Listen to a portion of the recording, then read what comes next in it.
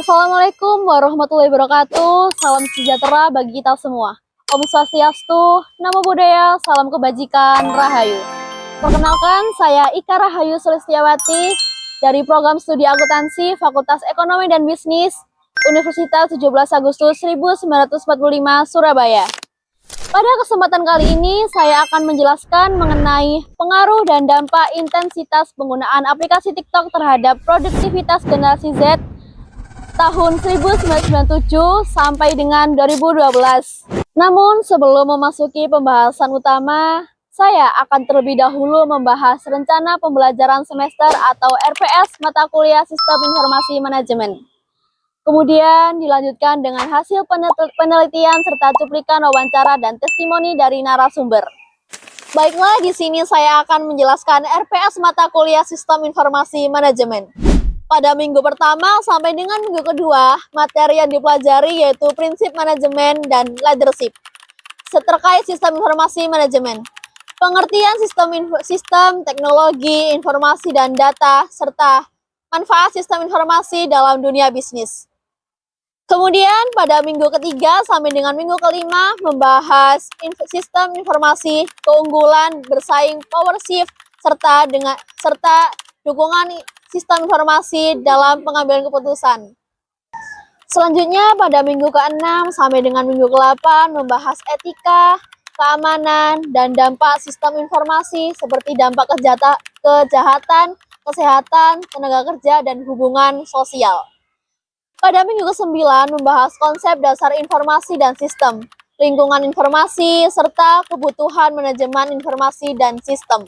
Kemudian pada minggu ke-10 sampai dengan minggu ke-11 membahas pembangunan dan pengembangan sistem informasi, komponen sistem, arsitektur sistem informasi dan klasifikasi sistem informasi.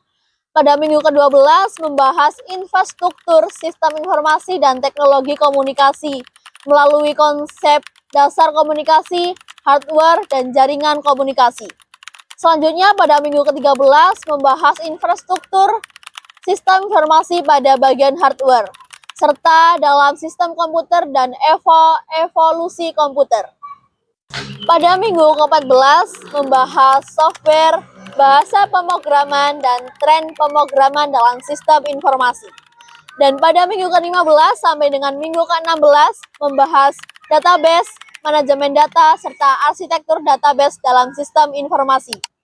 Demikian penjelasan singkat mengenai RPS mata kuliah Sistem Informasi Manajemen.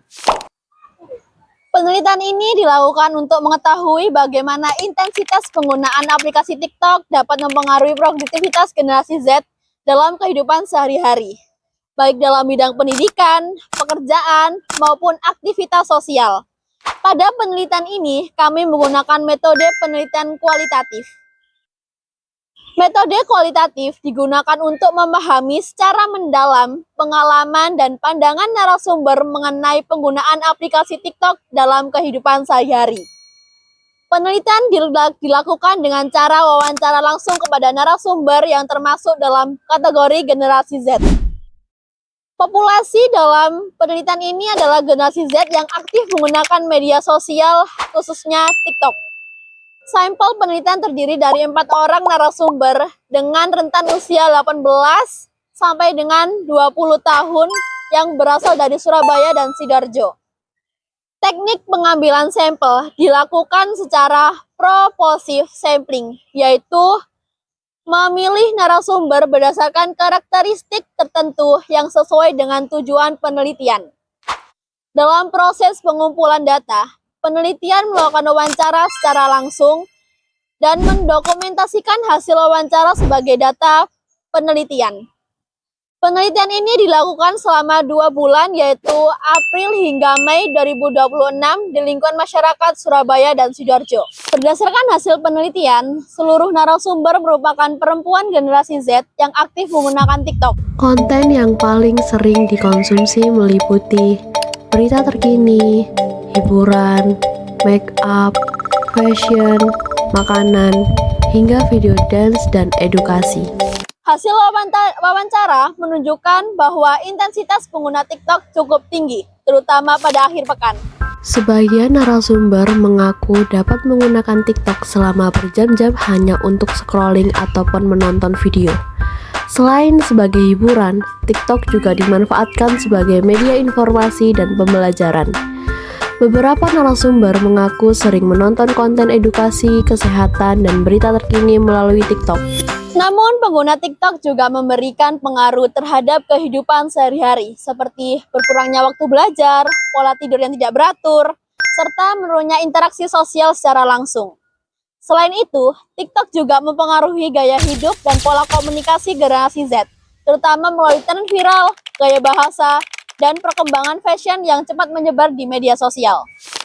Pada bab pembahasan ini, kami akan menjelaskan mengenai pengaruh dan dampak intensitas penggunaan aplikasi TikTok terhadap produktivitas generasi Z, berdasarkan hasil wawancara yang telah dilakukan kepada narasumber. Berdasarkan hasil penelitian, TikTok memberikan pengaruh positif bagi generasi Z, terutama sebagai sarana hiburan, sumber informasi, dan media pembelajaran.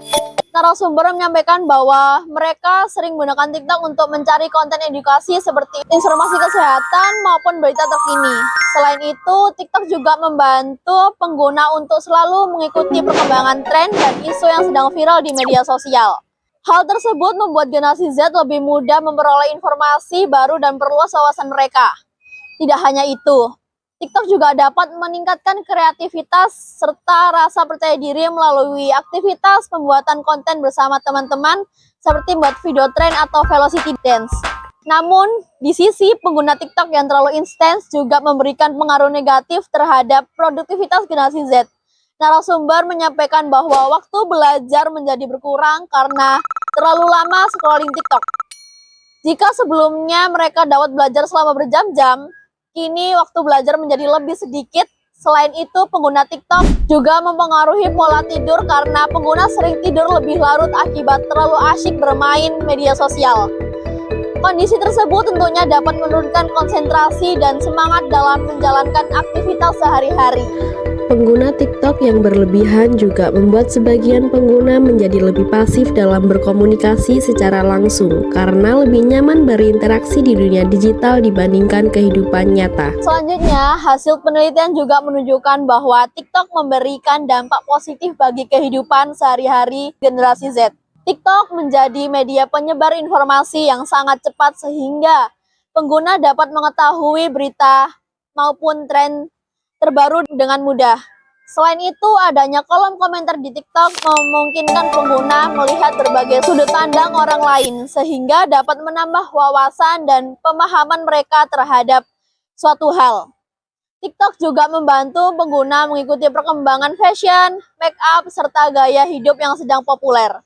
Bahkan, fitur TikTok Shop dianggap mempermudah aktivitas belanja online karena pengguna dapat melihat produk sekaligus melakukan transaksi dalam satu aplikasi. Akan tetapi, TikTok juga memiliki beberapa dampak negatif. Pengguna TikTok secara berlebihan dapat menyebabkan pengguna menjadi lupa waktu dan sulit fokus pada aktivitas utama, seperti belajar ataupun bekerja. Selain itu, kemudahan akses terhadap berbagai konten di TikTok juga dapat memberikan pengaruh negatif bagi anak di bawah umur apabila tidak ada pengawasan dari orang tua. Penyebaran informasi yang sangat cepat di TikTok juga membuat pengguna harus lebih selektif dan bijak terhadap memverifikasi kebenaran informasi sebelum mempercayai atau membagikannya kepada orang lain. Tidak hanya itu, fitur belanja online pada TikTok juga berpotensi mendorong perilaku konsumtif karena kebanyakan konten promosi dan tren yang muncul secara terus-menerus di beranda pengguna. Dari hasil penelitian ini juga ditemukan bahwa sebagian pengguna TikTok cenderung menjadi pasif user atau pengguna pasif, yaitu lebih sering menonton konten dibanding aktif berinteraksi secara langsung dengan orang lain. Selain itu, generasi Z juga memiliki kecenderungan untuk selalu mengikuti perkembangan informasi secara cepat agar tidak tertinggal tren maupun isu terbaru yang sedang viral di media sosial. Berdasarkan pembahasan tersebut, dapat dipahami bahwa TikTok memiliki pengaruh dan dampak positif maupun negatif terhadap produktivitas generasi Z. Oleh karena itu, diperlukan kesadaran dan pengendalian diri dalam pengguna media sosial agar TikTok dapat dimanfaatkan secara lebih bijak, positif, dan bermanfaat bagi kehidupan sehari-hari. Kesimpulan dari penelitian ini adalah TikTok memiliki pengaruh positif dan negatif terhadap produktivitas generasi Z. Oleh karena itu, pengguna TikTok perlu dilakukan secara bijak agar manfaat yang diperoleh lebih besar dibandingkan dampak negatifnya. Sekian presentasi dari kelompok kami. Wassalamualaikum warahmatullahi wabarakatuh. Bye-bye. Menurut saya wawancara yang tadi berlangsung sangat baik. Terus timnya juga sangat suportif.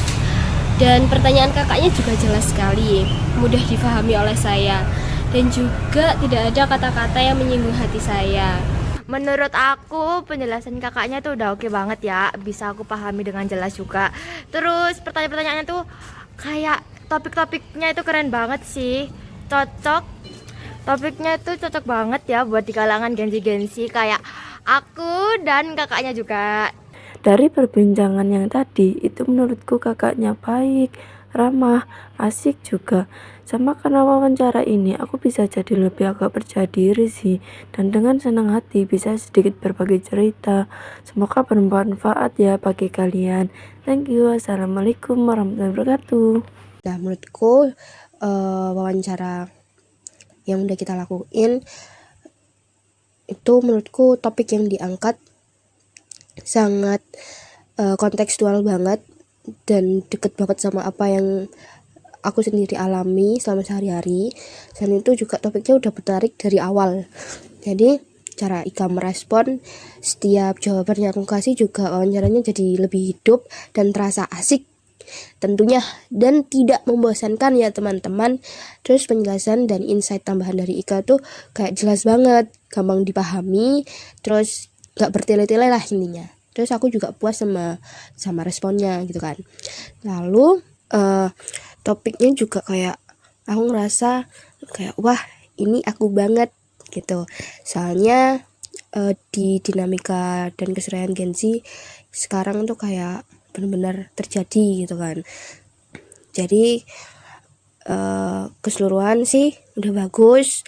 Ika-nya juga responnya ngasih feedbacknya juga baik, jelas, terus gampang dicerna, dan suasananya juga tidak kaku teman-teman. Malah saya kayak deep talk gitu, deep talk yang berbobot tapi santai.